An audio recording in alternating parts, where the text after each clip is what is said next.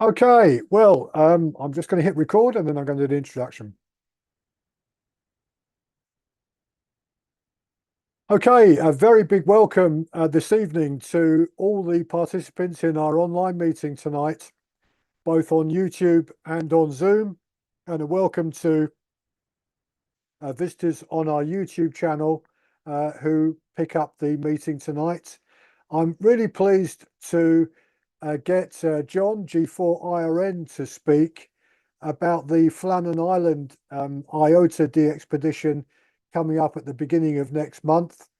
Our club was very much involved in publicising the Rockall DXpedition last year that Nobby Styles took part in, G0VJG, VJG, who took part last year with Emil on the activation of Rockall. And we're very pleased to do the same thing for your DXpedition that you're taking part in, John, as well. So really delighted to have you and welcome you to our radio club and to our international audience as well as our local members. So, John, I'm going to hand the microphone straight over to you. Great. Very good evening, everyone, and thanks for having me to present this evening.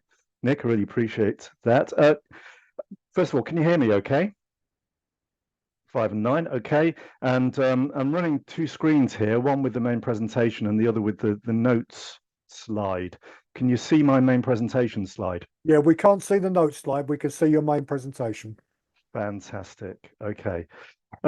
Great. Well, nice to see so many people from far away, not just UK. It's really good. And I'm quite impressed by the popularity of the presentations you're putting on, Nick. You're obviously doing a very good job there. So I'm here to talk about the Flannan Isles DXpedition, which is due to happen in just over 2 weeks' time, actually, August 2024. And as I go through the presentation, I'll describe how it's come about, the challenges we have, the planning that we're doing, and some of the risk mitigation that we're planning. If it goes ahead, of course, because it's very weather dependent, and I'll go into that. Some info about myself. First of all, I'm an original G4I, and I was licensed in September '79. I was a member of the South Manchester Radio Club, which Dave mentioned earlier. Originally, I joined that in the late '70s and got the ticket. Went straight for the Class A ticket. Actually, did the more straight away. My dad was G4IRN for Mike. We did the ticket together, and I've always been interested in DXing and contesting. They've been my things, and really CW I got into straight away because it's such a great DX mode.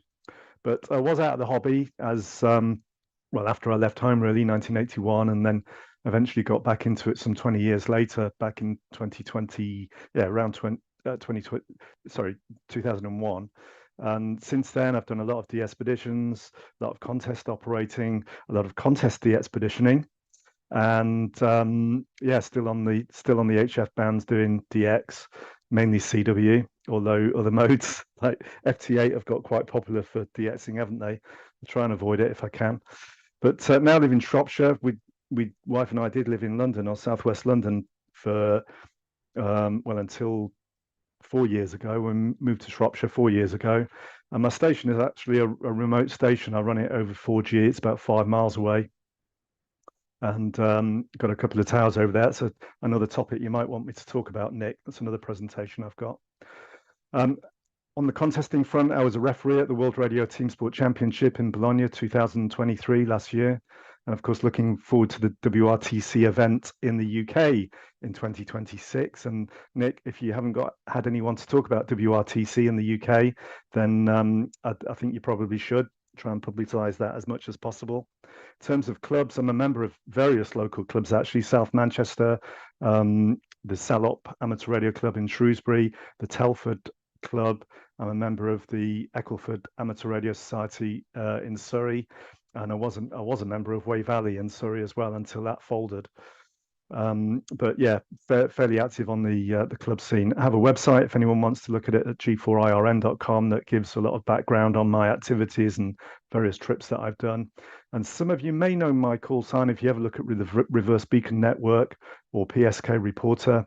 I have a very active skimmer receiver running on all the bands 160 through 10. And in fact, it's certainly in the top 6 in Europe, I think, and top 10 in the world. Last time I looked at it, but it's not always on. But when it's on, it's very, very good.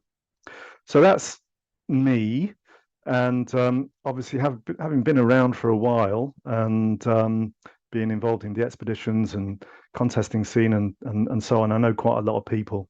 And I was actually at the GMDX annual convention and dinner in April this year with my wife, and this is where this thing really kicked off for me anyway. Nobby was there. You mentioned Nobby before. He's the chap who went to Rockall. Now, Rockall, I'll show a picture of it in a minute, is certainly it probably still is the most wanted IOTA island in the British Isles. Interestingly enough, I just looked it up before coming on the presentation where Rockall is in terms of most wanted in the world. It's number 1 in the UK. It's number 173 in the world, which I find quite crazy given the size of and the difficulty of getting to Rockall. But Nobby did that trip to Rockall, and he obviously had this plan to go to Flannan. He wanted to get a team of 5 together, I think, and he asked me if I'd be interested in going. So Flannan, after Rockall, is the second most wanted IOTA in the British Isles. So with my pilot head on, I was thinking, oh yeah, that will definitely generate pilots. That sounds interesting. I'd like to do that. There was already 4 other team members on board, and of course, all I had to do was ask permission after that. And now, fortunately, my wife was with me, and we were in the bar, and we'd had a few drinks, so that was fairly easy, and I was able to give Nobby a response fairly quickly. So the team was born. Nobby, myself, Paul G4PVM, who's an experienced DXpeditioner and contester, Mike, who's relatively new to amateur radio despite the old legacy call sign. So it's a first trip for him. So it will be very much a learning experience. And Jamie, M0SDV, he's a well-experienced contester and DXpeditioner as well. So we're all experienced in the DXing and pile-up and operating sides. But I think for 4 of us, it's a new experience to go on a remote island like this.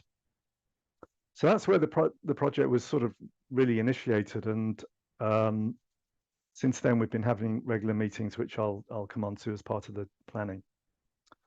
So with respect to Nobby's trip to Rockall, in fact, he gave a talk at the GMDX convention, and I saw part of it. The pictures here don't really give justice to the difficulty of that trip. The video I saw, I don't know if Nobby's given the talk to this forum here. The video I saw showed the landing. They all wore dry suits, the 3 of them, to get onto the island. And certainly the clip of the video I saw, one of them fell in the water and had to scramble to the rock. It was really quite treacherous and dangerous. I know Nobby lost the generator. It fell in the water and sank. But there was the 3 of them on the trip. 2 of them are radio operators. The leader on the expedition was a seasoned adventurer, Cam Cameron, and it hit all the newspapers. This trip did. Certainly, it was in the Guardian and the Telegraph, and I think the Times as well.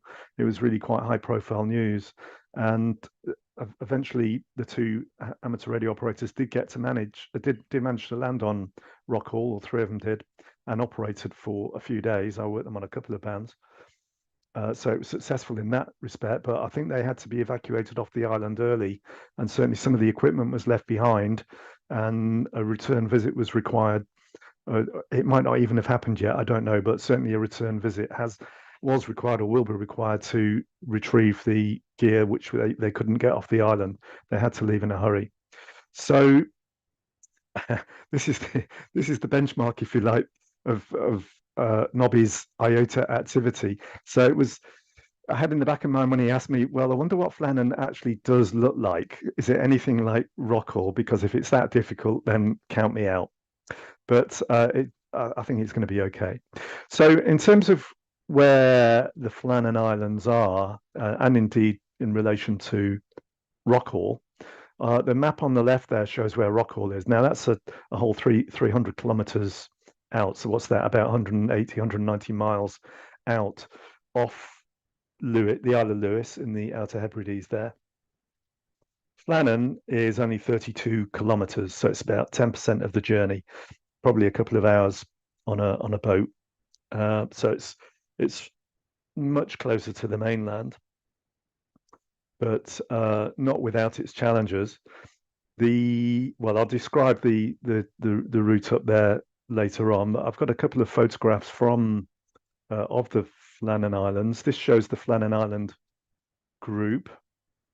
Now, I only found out yesterday when Nick mentioned it. Apparently, the WAB squares cross the go between the islands. So I confirmed to Nick yesterday, who'd been liaising with the WAB people, the Works All Britain team, that actually we're staying on the what's called Big Island. It has a Gaelic name actually. Big Island is the one on the right there with the lighthouse on it, and the WAB square NA74 apparently is on the most wanted list for the WAB workers, which comes as no surprise, I guess. So not only will the IOTA hunters be chasing us down, but I expect the WAB guys will be as well. So the main island there, or the Big Island as it's called, with the lighthouse, let's zoom in on that. This is a clearer view. There's actually two access points onto the island. You can see one quite clearly on the left there. Still looks quite rocky, doesn't it? But it's not as steep as Rockall. I'm not sure whether the other access point is, but I think it's probably on the other side of the island. So we'll be, depending on the seas, I guess, we'll be getting onto the island from one of those 2 points. But you can see it's uninhabited.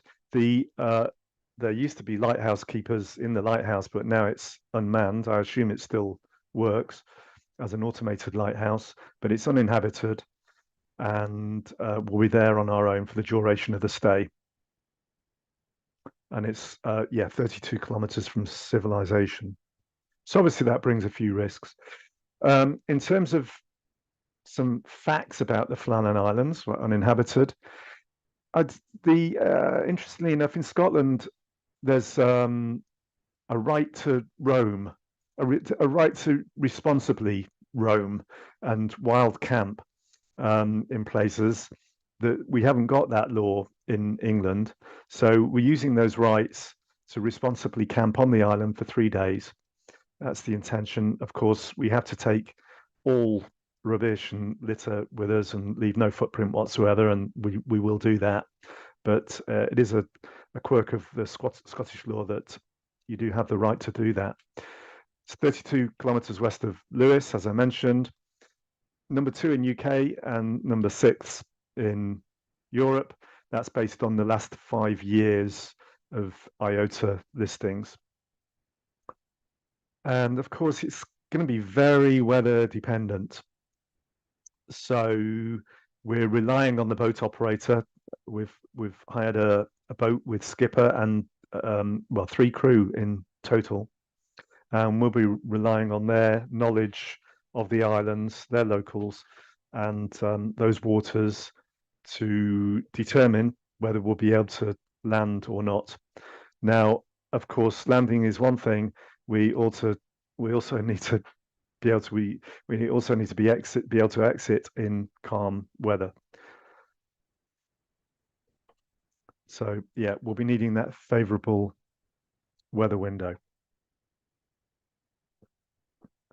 Okay, now being so far out into the Atlantic, and I will confess I've taken this straight from Wikipedia, but I do intend to take a pair of binoculars actually, because I think what will be most interesting is the wildlife and bird life that you get out there. And according to this thing off Wikipedia, there's quite a population of different birds. Some rabbits on there, which I find quite interesting. Whether they're on our island, I don't know. Which might be tempting if we get hungry. But it'd be interesting if we can see the minke and pilot whales. I don't know if it's the right time of year. Dolphins, that'd be very interesting. So yeah, I'm going to take a pair of binoculars and see what we can see.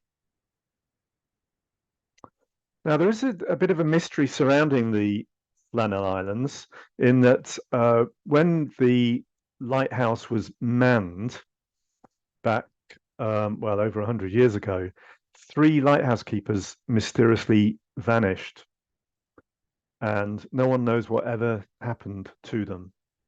Whether their spirits are still around, I don't know. I'll be able to tell you that afterwards.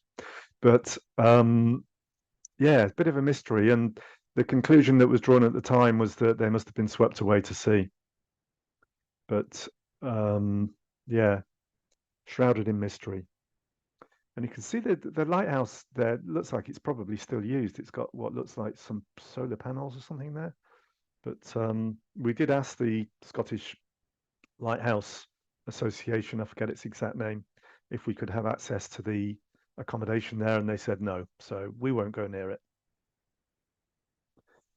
Now, in terms of the timeline for the trip, well, our ferry from Ullapool to Stornoway, so from mainland Scotland to Stornoway on the Island of Lewis, is on the 31st of July. So I'm going to be leaving home. It's a good 10 hours drive on the 30th of July, and I will stop over in Stirling. I've booked that already. Have a night there, break the journey, and then get up to Ullapool to meet the others on Thursday, the 31st of July. So yeah, just over 2 weeks' time, isn't it? The others, well, G4PVM is travelling from Chelmsford Way in Essex. He's going to drive up.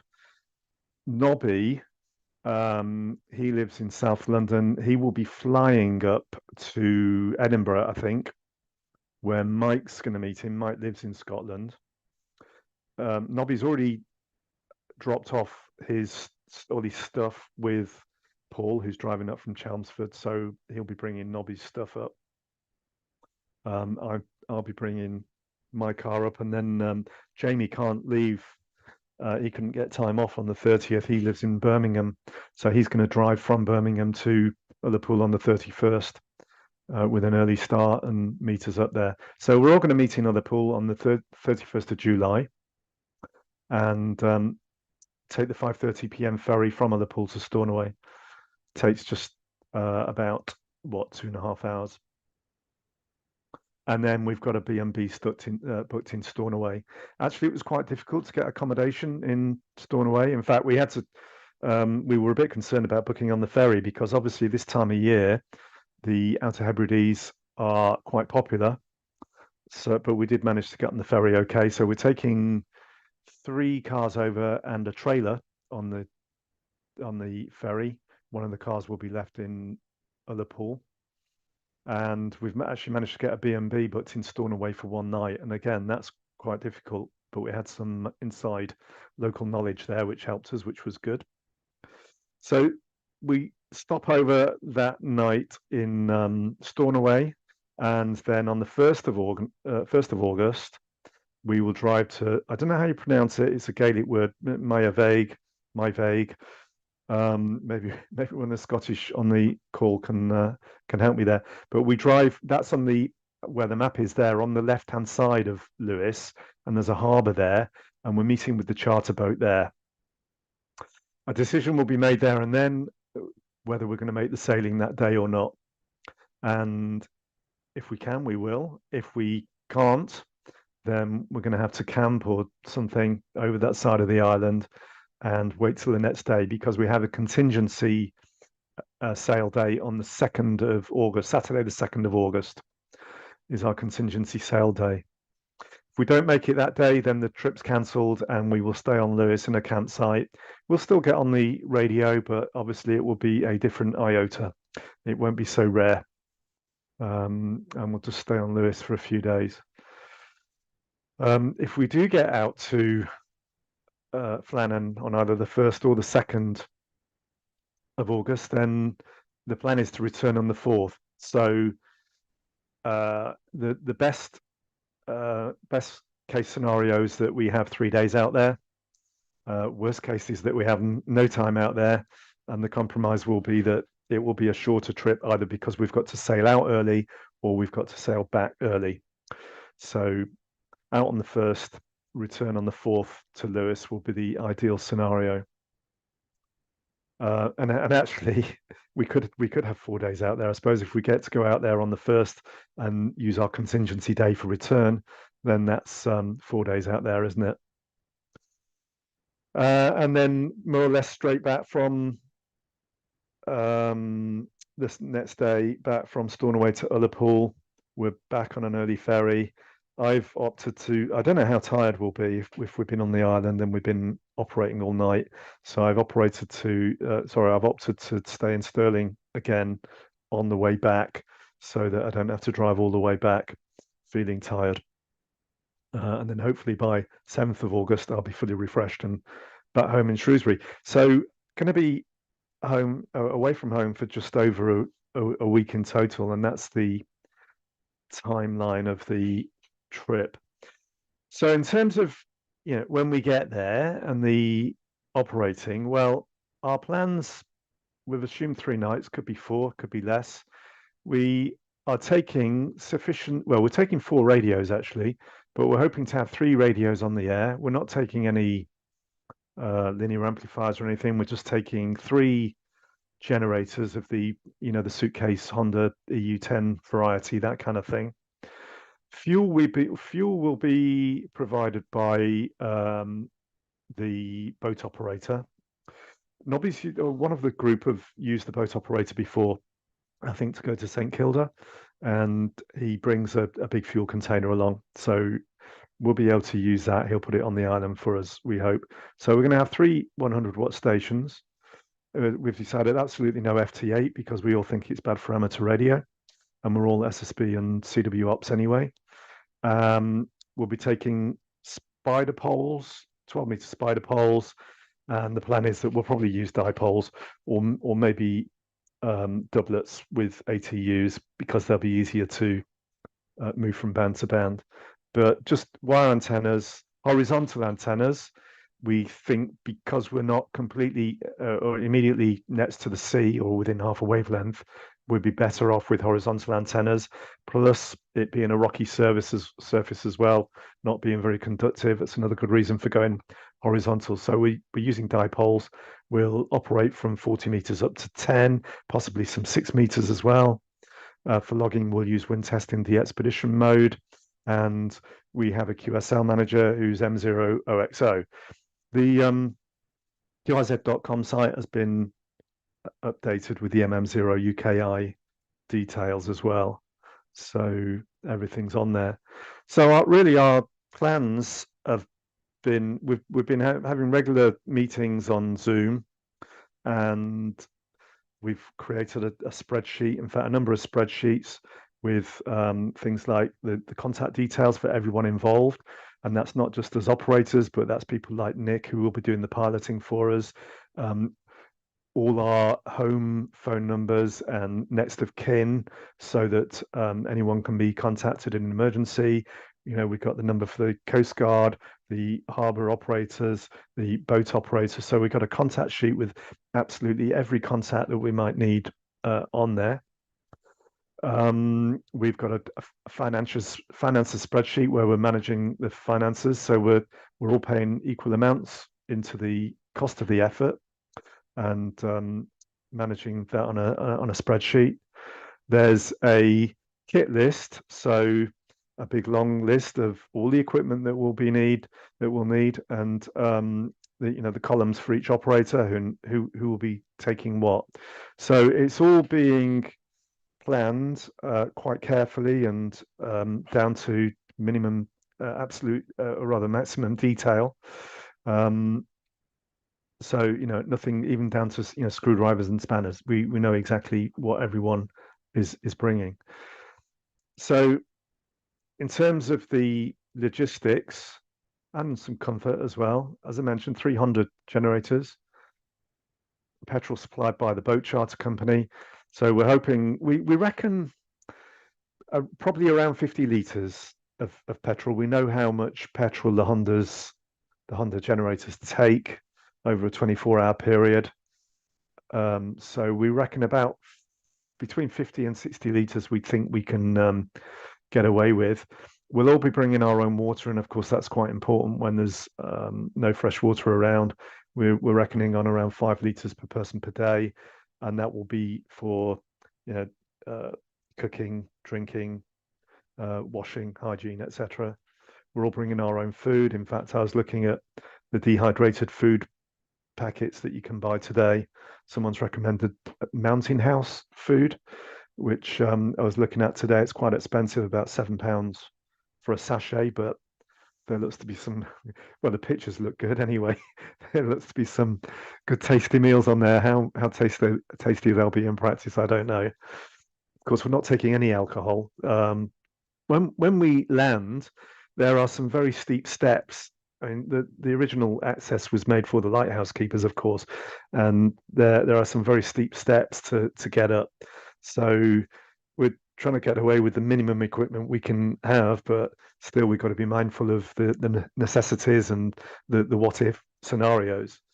And indeed, as much as possible, will be put into waterproof containers. I've got a big waterproof bag for the generator, and Nobby tells me that if I put a couple of 3 5-litre empty containers in there, it will float. He says he's tried it in the bath, and this comes on the back of his experience when he lost the generator going to Rockall. So I've got the waterproof bag for the generator. It was actually quite cheap on eBay. Whether it will float with the 5-litre containers in there, I don't know. But we're taking our own tents, sleeping bags. We're taking some shared cooking equipment. So, you know, everything that we can think of. In terms of sort of connectivity to the mainland and other safety aspects, actually, we'll be informing the Coast Guard of our trip before we go. We have been in contact with the harbour master at Myvague anyway, because that's where we'll be picking up the boat, and we need to leave some cars there. Now, we've had a chat with a guy who lives on Uist, and he's actually setting a 70 centimetre repeater up for us, beaming towards Flannan. So that will be a useful way into the 70 centimetre repeater network. I don't know much about VHF repeaters, but I think they're all connected to the digital network these days, aren't they? So I think that's the sort of thing that we have.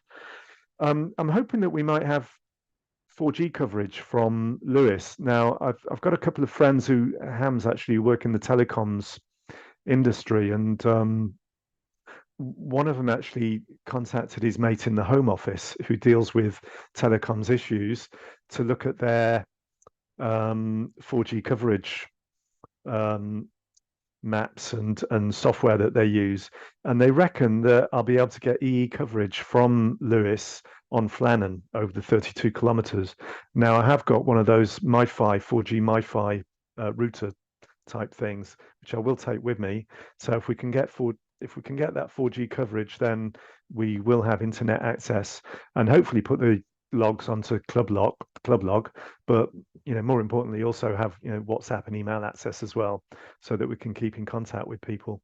And Nick, actually, who's on the call, G4IWO, the chairman of the club here, has volunteered, as he did with Rockall, to run a pilot station for us. So I don't know the detail yet, but I think we've put aside 2 frequencies, one on 20 meters, one on 40 meters, for daily contact with Nick. And also he has some colleagues who will also be listening out for us, who are all connected, so that we will be checking in every day. And if there's any issues, then obviously, you know, they can take them up. I don't know whether Nick and crew will be monitoring those frequencies, throughout the day.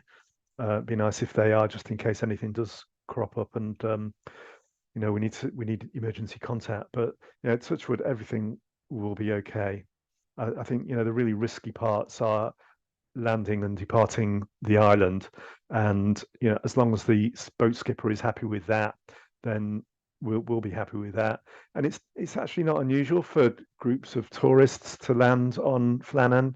In fact, there's photographs on the internet of groups of people who've landed on Flannan and are walking around. So it is on the adventure tourist scale, if you like. It's not unheard of to land there, so it definitely is possible. So in terms of equipment, so I mentioned the equipment list that we've got. So this is just a taste of the sort of thing that we need to think of. So obviously radios. I've mentioned that we're taking 4 radios. 2 of them haven't got CW filters. Those are Nobbies. So we're having to take 2 others, which have got CW filters. But things like coax. So we're taking 3 spider poles. So we'll take 3 lengths of coax, 30 meters long, guy stakes, mallet. I don't know how easy it will be to get guy stakes into the rock. So we're taking some rubble bags, and this is a technique that I've used before, usually by filling them with sand on a DXpedition, on a beach on a DXpedition. But the idea is the rubble bags will be filled with rocks and used as guy points if we can't hit the guy stakes into the rock. Antennas, well, as I mentioned, we're doing horizontal wire antennas. We'll take some tuners with us, but because we've got 3 stations in close proximity, it's also important to have bandpass filters and also common mode chokes on the coax. If you don't put common mode chokes on coax in a multi-op environment, you often get cross operator interference. So those common mode chokes, i.e. ferrites, wrap coax around ferrites at the feed point are most essential. I mentioned the dry bags. Spares for the generators, so things like spark plugs and, of course, spark plug spanner, mustn't forget.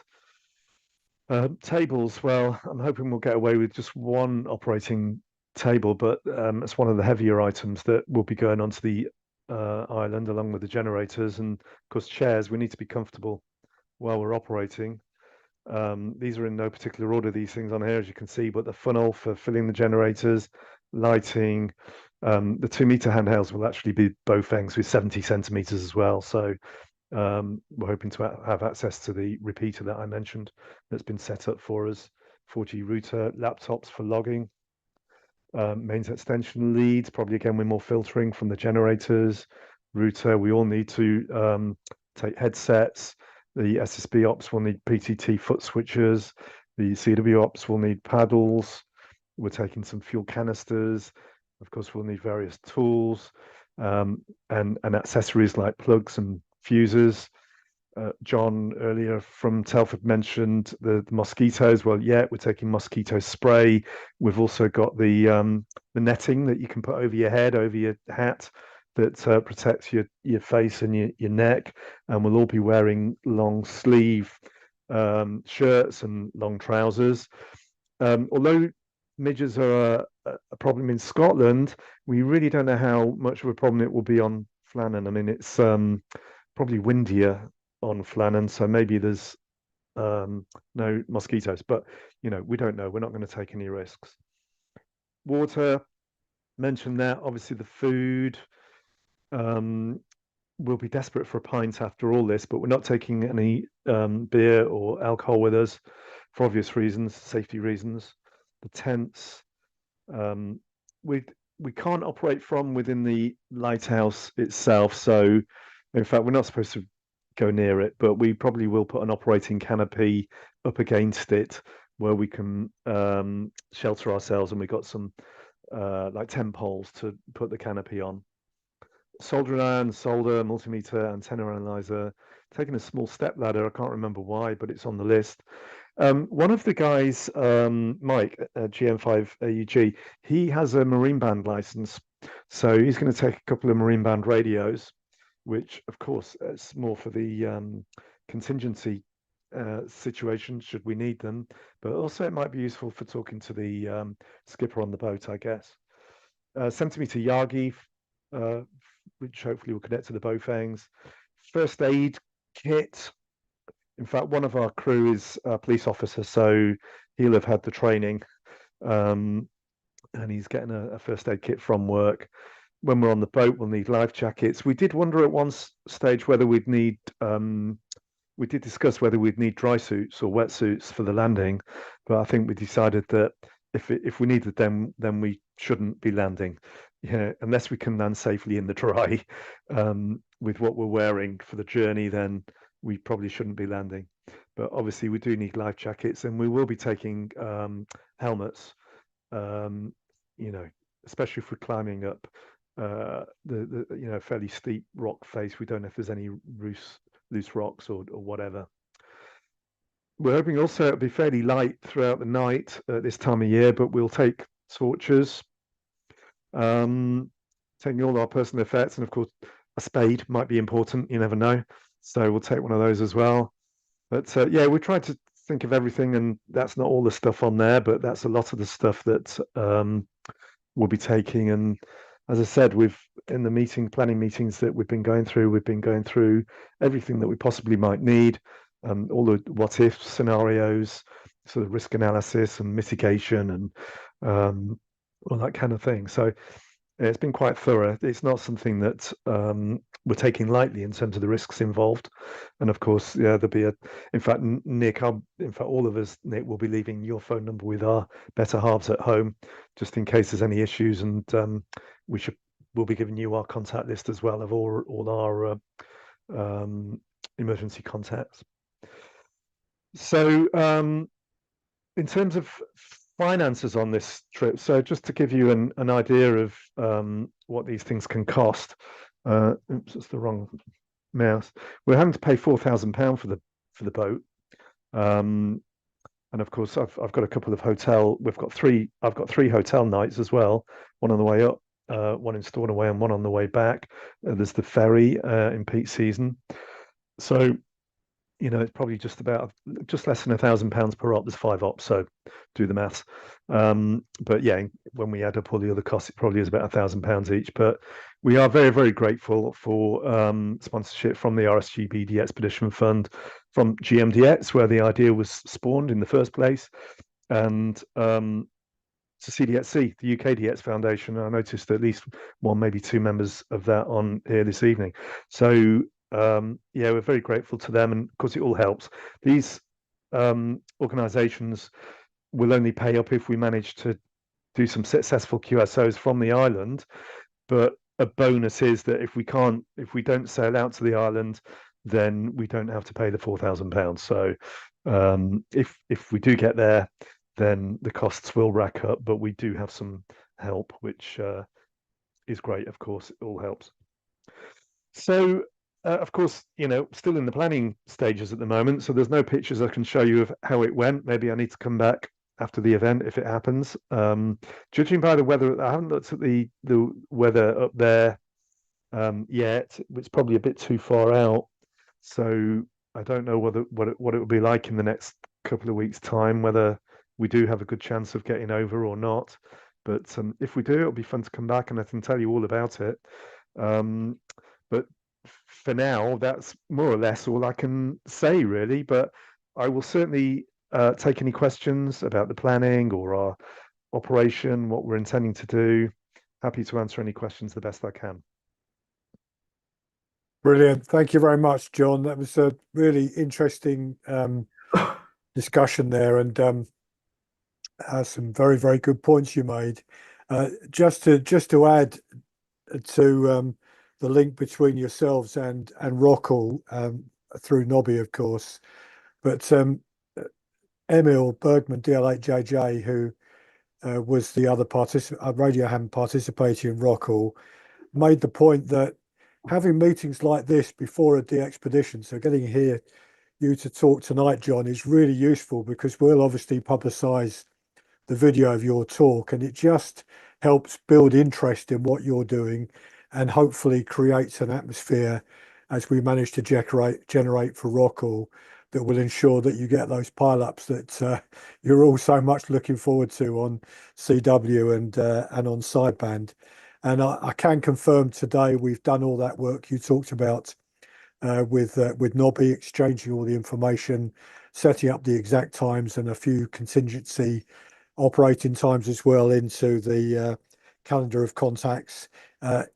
Working on the basis that, you know, in all these situations, and you've described that yourself, John, you need more than one redundancy, don't you? You need to think, okay, if we haven't got the internet connection and we're not able to make that 70 centimeters call, then what else have we got? And even in what we've set up, we've built in redundancy from our end. So we've got members in our club literally across the world, many of them on the call here tonight. But we've got the one closest to you is on the call tonight, Keith, in the Scottish borders, GM4JKZ.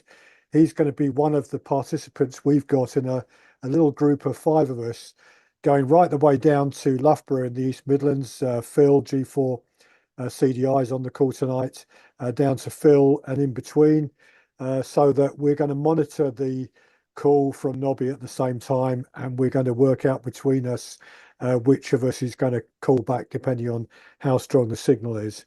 And if the worst comes to the worst, John, we've got another redundancy in. I've spoken to our members in Germany and Belgium and said, if you're available when these calls are being made, we'd like you to listen in on the channel as well, because if for some reason you can hear them and we can't, we can at least pick up information that you need passing back. So I think from our end, John, we're doing the best we can do really on HF to give you the support for your DXpedition. So, and also you mentioned losing a generator. I know as well, Nobby lost a sat phone as well on the Rockall expedition, and there's several £1,000s worth of kit as well. So probably a good reason for not taking a sat phone with you to Flannan Island. Right, let's open it up. Who wants to make a point, ask a question? Right, okay. Dave, G0CR, go ahead. Okay, yeah. How will you be publicising the frequencies that you're using?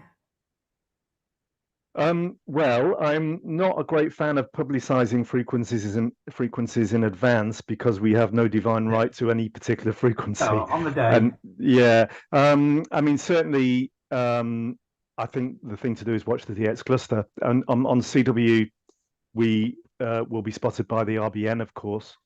And I think, I don't know, maybe this is a role that Nick and the team can play as well, actually listening out for us if we can let you guys know. If we've got access to internet, then it sort of changes the dynamics a bit, doesn't it? We can use WhatsApp and we can certainly publicize to someone via WhatsApp to put us on the DX cluster. Well, Dave, what would you? I mean, as someone who's chasing us, what would you like to see? I'd probably look on the DX clusters, and yeah, I think so. ON4KST, the HF side of it. Yeah, and for 6 meters. Yeah, I think certainly for 6 KST would be useful. It's not really used for the HF bands.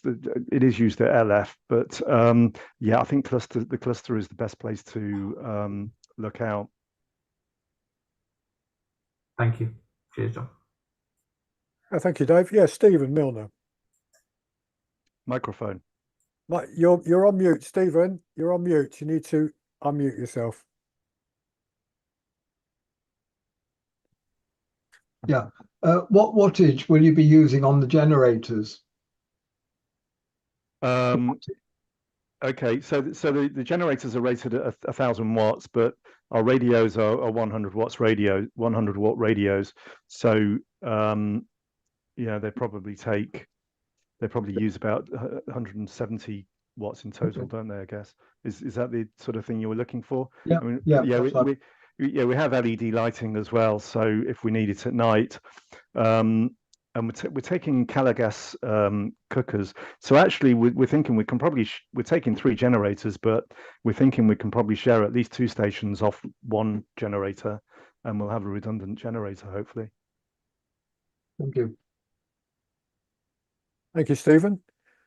Anyone else with questions or comments want to put? Yes, Dave, M0TCL. Need to unmute, Dave? Yeah, hi John. It's Hi, a Dave. good presentation. Thank you. What are the chances that someone else might be planning the same trip to the same island? Do you have to book the island, or could that be possible? Well, in theory, it would be possible. Would you put money on it happening? Probably No. not, but you never know. But you never know. Well, Yeah. we've publicised our trip. Certainly on the normal DXing channels like DX World, Daily DX. The Charles M0OXO, who's a big QSL manager, has been writing about it on his blog. So the normal sort of DX channels have been informed, and it's been out there for a few months now, and I'll put it out again in the next couple of weeks, well before the trip, in the next week probably. Yeah. So, and in fact that's quite a common issue for any DXpedition planning, actually, whether it's to a rock in the sea or to a rare DXCC entity. You know, when you organise a trip, you always hope and wonder if anyone else is planning to do the same thing. And the usual mitigation is just to announce it in advance and let the DX world know what you're doing. Yeah. Okay. Also, if the weather's a bit rainy, will you? I take it you'll be operating from a tent. Is this going to be the same tent that you sleep in? Or, No, or we've got a canopy that we're.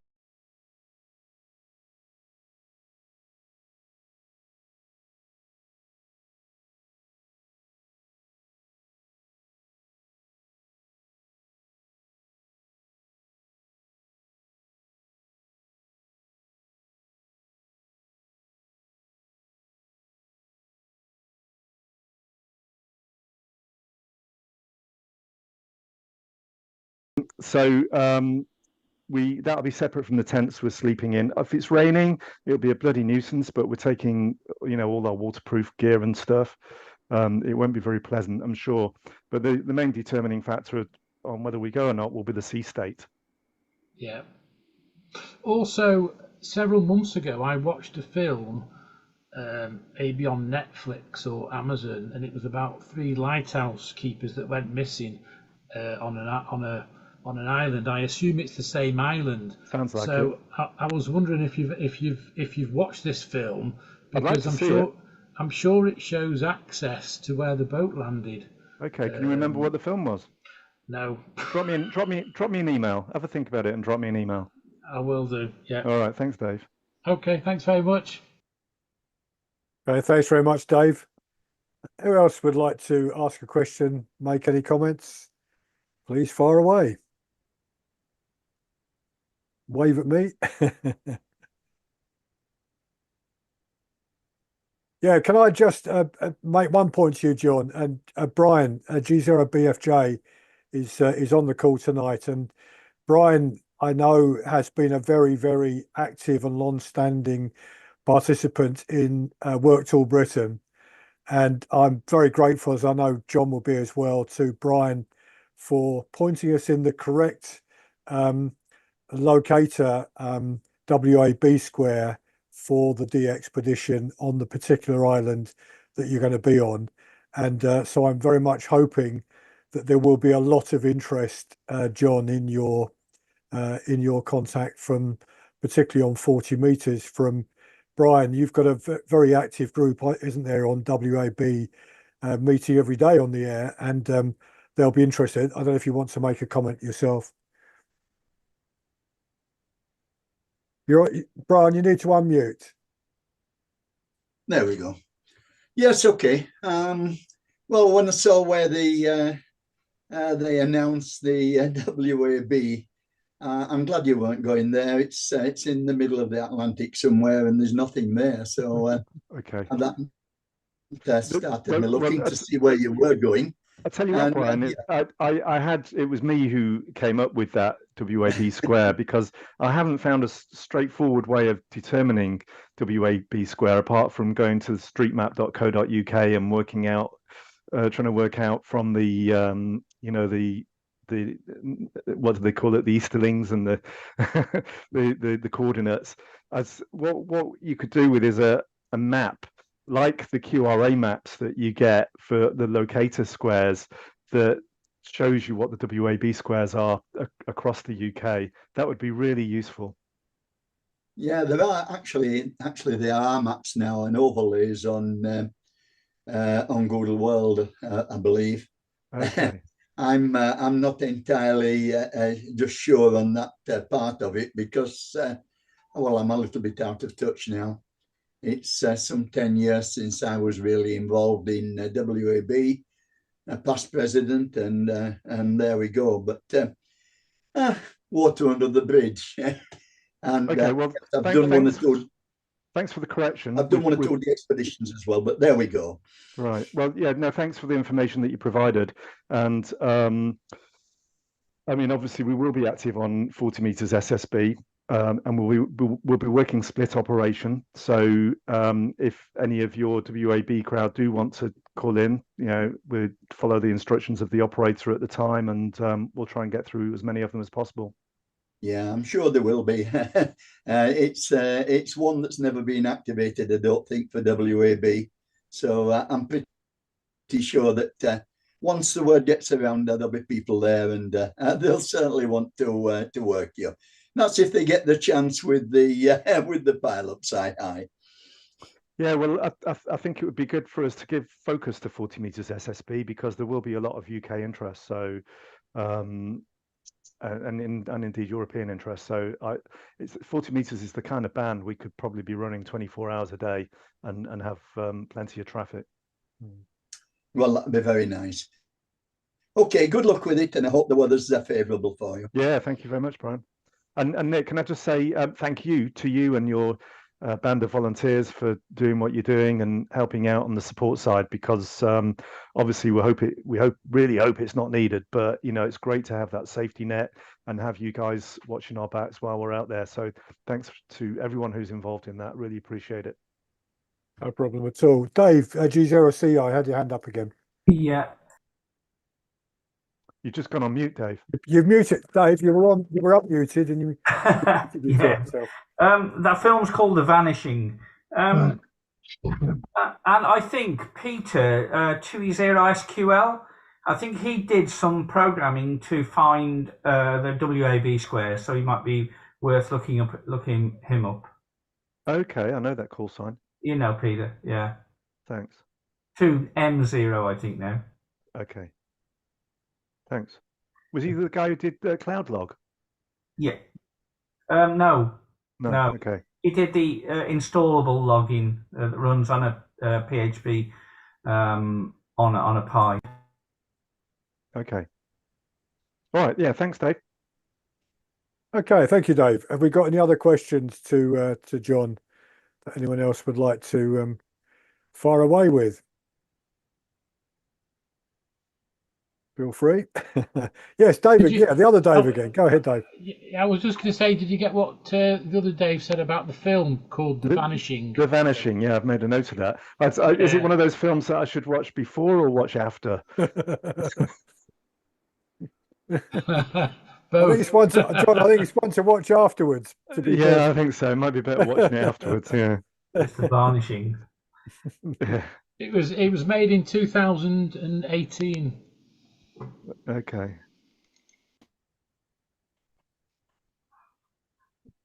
I probably shouldn't let my wife watch it. Yeah, I think you're right there, John. Yeah, I mean, obviously for CW operators, just going back to the point Dave was saying about what frequencies you're on, you know, if you will at some stage be calling CQ, we will pick you up on the RBN, of course, and we'll be listening out for you. We've got a number of CW ops from other parts of the world, so I know Bob on the call tonight, M4XAT out in New Jersey, will be, you know, really keen to try and get a QSO with you. as will lots of our other club members, some of whom made the contacts with Rockall, and some just never managed to beat the pile-ups when Emil and Nobby were operating last year. But hopefully they'll get through to you this year. We'll do our best. Yeah. Yeah, Dave again. Go on. Yeah, just two more questions. I take it you'd be using headphones. I was wondering what sort of headphones you'd be using and what sort of key you'd be using, and are you taking any spare keys with you? Okay. Headphones. I will probably take I've got some Bose Quiet Comfort 15s. They're noise cancelling. For CW operating. They're quite old now, but they're the noise cancelling Bose headphones. Those ones. So they're wireless then? No, they have a cable. Yeah. Okay. With Bluetooth, you tend to get a bit of a delay, which might be fine for SSB, but for that delay is quite critical with CW. And so a wired headphone is definitely better. I'll use those. I know Nobby's really the SSB operator, and he's taking a couple of Heil headsets. I do have a headset that I'll be taking. The radios we're using, by the way, Nobby's taking an 857 and an 891. They're both sort of Yaesu mobile radios. And I'm taking an Elecraft K3, which is sort of more geared for CW really, and we're taking an ICOM 7300 as well. The headset that I just normally use at home is a COS SB54 PC headset, which actually, funnily enough, Dave CER, you were talking about these the other day, weren't you? Yeah. On the CDXC reflector. I just managed to get a new pair of these, brand new, £18 on eBay, which was a bargain. I think they've run out now, but I'll take a pair of those as well because they've got the microphone on. In terms of keys, well, to be honest, normally with CW pilot operation, you'd automate it. You'd let the PC send all the CW, and so all the operator's got to do is type in the call signs and let the computer do the rest, because, well, there's a couple of reasons. It's accurate sending, and well timed and so on, and it's just less fatigue on the operator. And if you're operating, for long hours, you don't want to be messing around with a paddle. Using a keyboard, you can be having a drink at the same time, or doing other stuff at the same time. So it's not as intense. It's much more relaxing just to have the laptop send the CW. That said, I will take a paddle, and the paddle I use is the Begali not the Sculpture. I've got the Sculpture here. The Begali Travel Key, which is a sort of fold-up key designed for traveling. It's a twin paddle key, but it's got the sides fold in to protect it. You'll see it on the internet. It's a Begali Travel Key.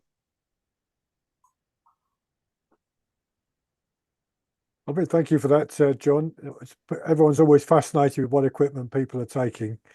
One of the questions we put to Nobby was, and he said he's pretty sure you're all aware of this, but you think you're traveling light, but actually you're taking so much kit. It's a massive quantity. Yeah. And I'm an active go up in the hills behind me, as you can see on my background screen here. That's where I live, up in those hills, and I go up and work portable. But I take a rucksack, and it is blinking heavy, just with a couple of radios and antennas and so on, something to eat and drink.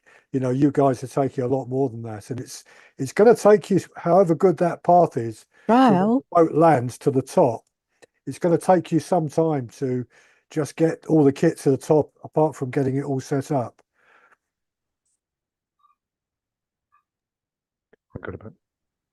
Yeah, so well, it's actually, going to sorry, I take you a lost my long time. audio Isn't it? for a second. Yeah, sorry. Go on, John.